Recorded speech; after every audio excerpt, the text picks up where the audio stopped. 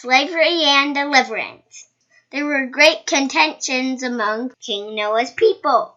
Gideon was angry with King Noah and was about to kill him. But when they saw the Lamanite army coming, Gideon let Noah run into the wilderness with his people.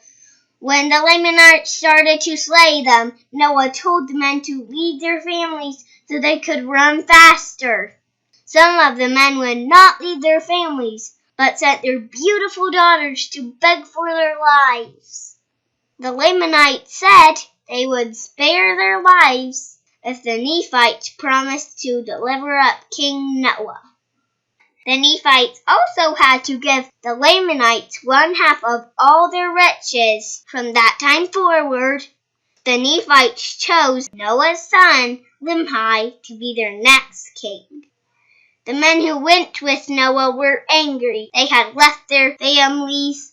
They burned Noah just as Abinadi had prophesied. Noah's priests snuck away and stayed hidden in the wilderness. They would secretly watch the Lamanite daughters sing and dance. One day they kidnapped 24 of them. When their daughters did not come home, the Lamanites sent their armies to destroy Limhi's people. During the battle, the Lamanite king was injured and left among the dead. The wounded king was brought to Limhi. Limhi asked him why he had broken his promise and come to war. The king said it was because Limhi's people had taken their daughters. Gideon helped them see that it was the priest of Noah who had stolen their daughters. The Lamanites left in peace. The word of the Lord which was spoken by Abinadi was fulfilled. The Lamanites began to put heavy burdens on Limhi's people.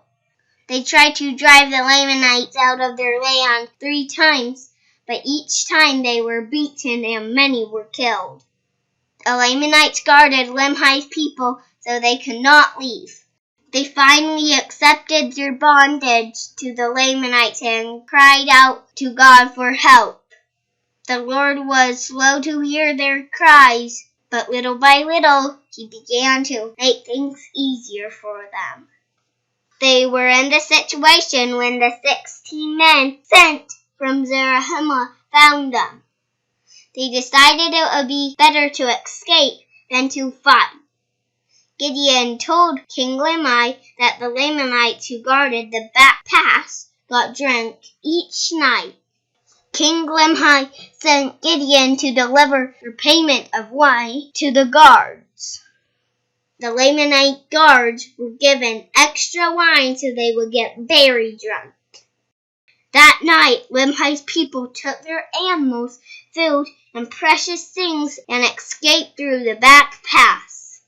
They were shown the way back to Zarahemla by the 16 men, and they joined the people of Mosiah. The Lamanites who followed them into the wilderness got lost.